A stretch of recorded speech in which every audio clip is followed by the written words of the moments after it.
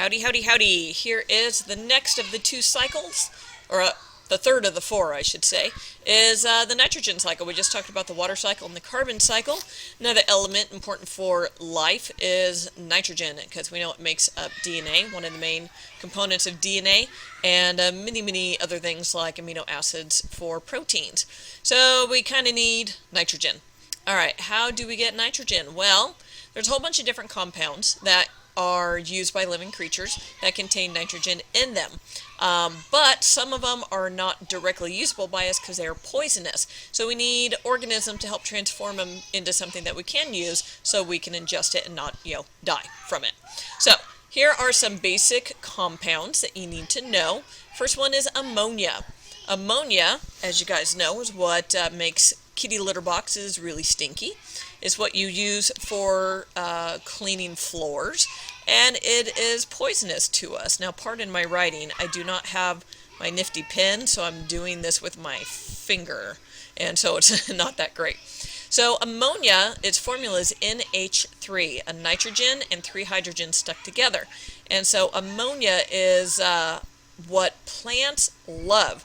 If you know anything about gardening or fertilizing your lawn, you always have to look about how much ammonia is in there, because the plants love ammonia. It's the only way that they can absorb it into their body. They cannot suck it right out of the atmosphere, even though about 78% of the atmosphere is made up of N2, which is right here. Nitrogen makes up 75% of the air in our atmosphere, just 2 nitrogens stuck together.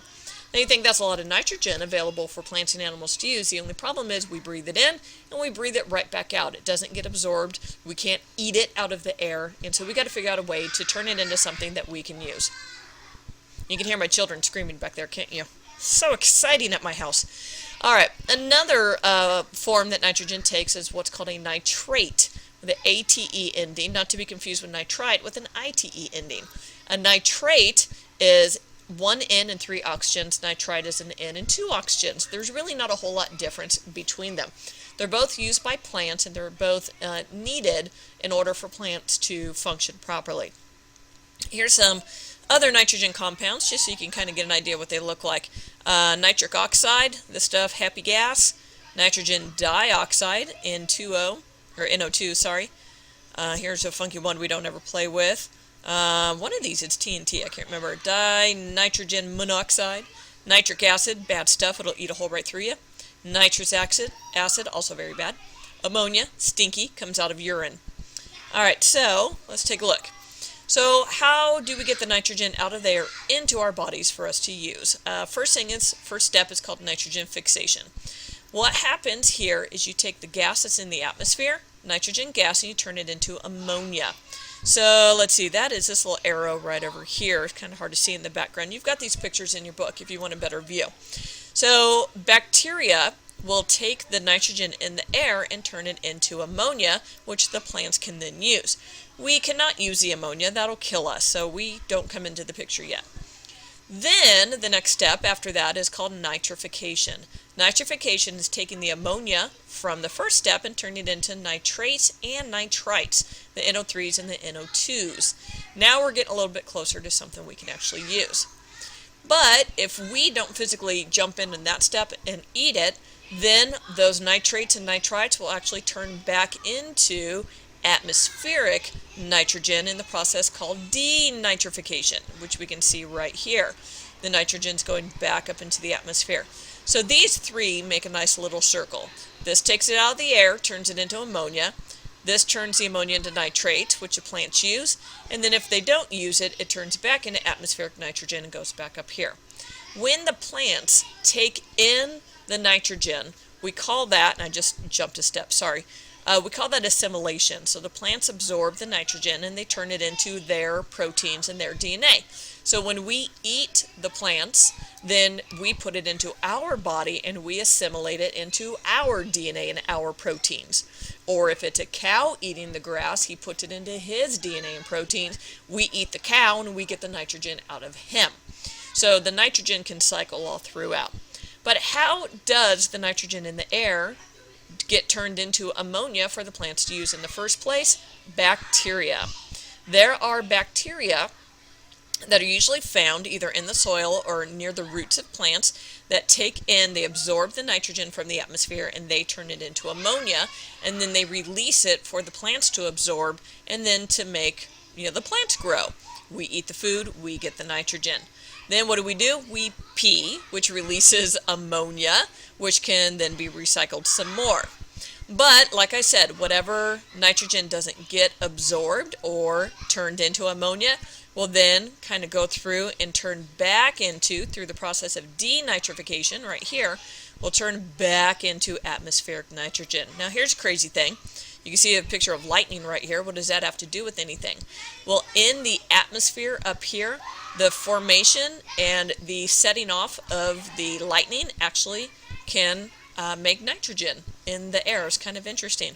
So if there's a storm with lots of thunder and lightning, you can imagine there's a higher pocket of nitrogen in the air available for these bacteria to use.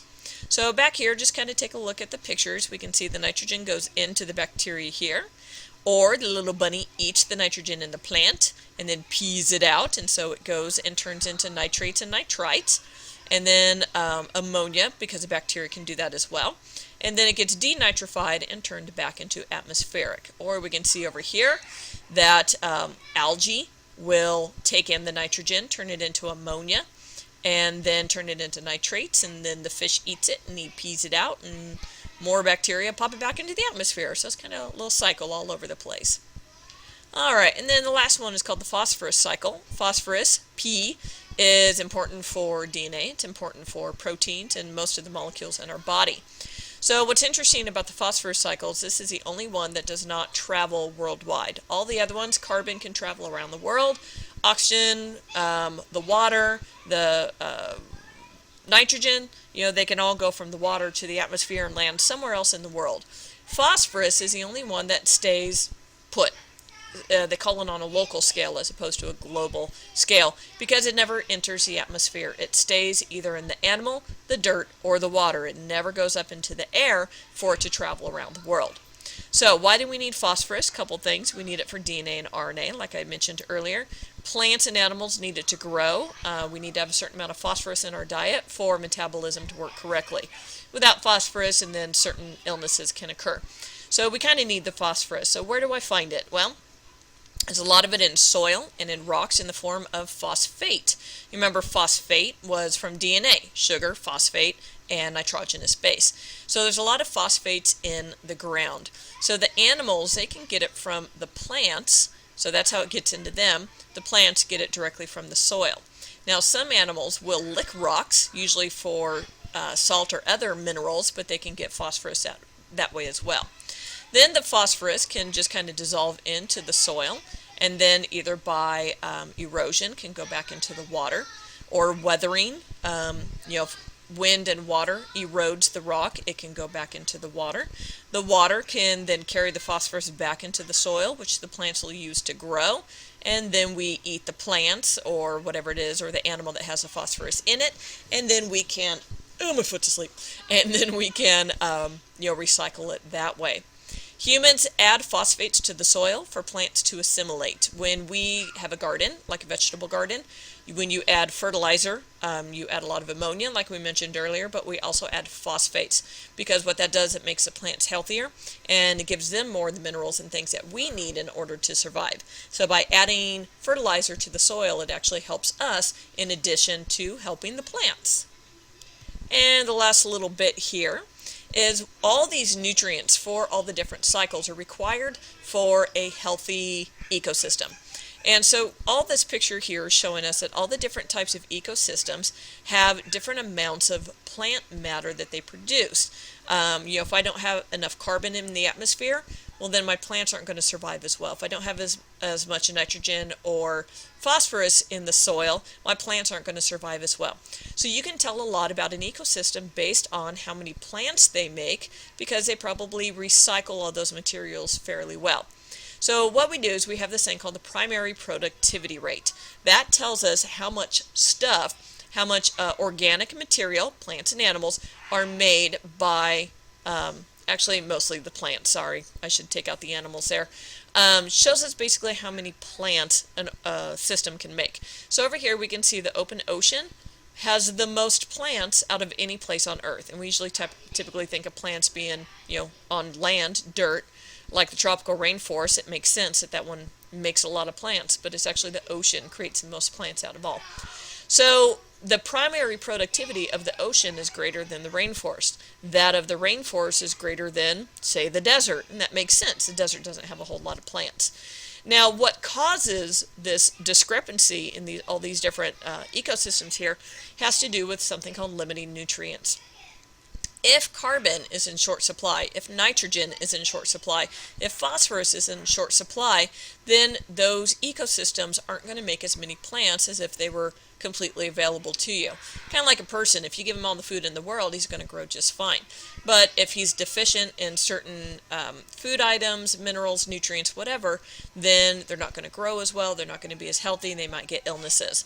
So you can see here that deserts and lakes and streams, Arctic, extreme desert, they don't have a whole lot of nutrients available for growth, and so they don't make as many plants. There's other factors as well, including temperatures and all sorts of other stuff. But the fact is that they have limiting nutrients, which allows them not to grow as well. So these guys up here, they don't have any limiting nutrients. They got all the nutrients that they want. And so what do we do in areas where there are limiting nutrients? Well, like right here, agricultural land. We farm, and those plants suck all the good stuff out of the dirt.